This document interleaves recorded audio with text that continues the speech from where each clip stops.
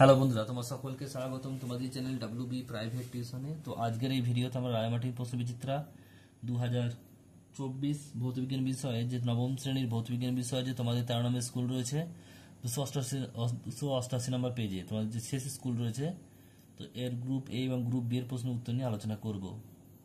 একের আগে প্রশ্ন বলছে, দেখো সঠিক উত্তর নির্বাচন করো। একটা লবণ মিশ্রিত জলের মধ্যে ডিম ডুবে ভাসে, কারণ ডিমের ওজন প্লাবতা বলের মানের সমান।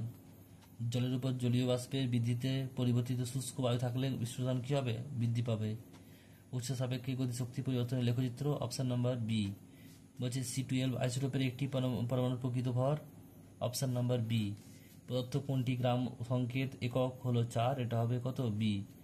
বিস্তার মাধ্যমে কঠিন ও বিস্তৃত দশা তরল একই ক্লোরাইড, এটা হচ্ছে কি? দই। একটি জৈব অ্যাসিড নয়, কোনটি জৈব অ্যাসিড নয়? এটা হবে ফসফরিক অ্যাসিড। প্রদত্ত কোনটি অ্যাসিড লবণ? এটা হচ্ছে Na2HPO4।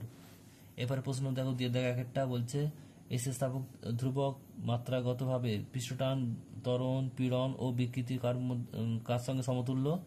পীড়ন। বার্নৌলির নীতি কোন ধরনের প্রবাহীর ক্ষেত্রে যথাযথ প্রযোজ্য? ধারেখা প্রবাহী। বালতিতে রাখা জলের উপরিতল থেকে 20 গ্রাম গভীরে বিস্তারণ কত হবে? 0।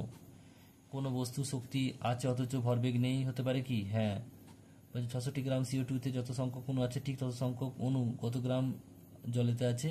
27 গ্রাম। একটি অজলীয় দ্রাবকের নাম লেখো। অ্যালকোহল।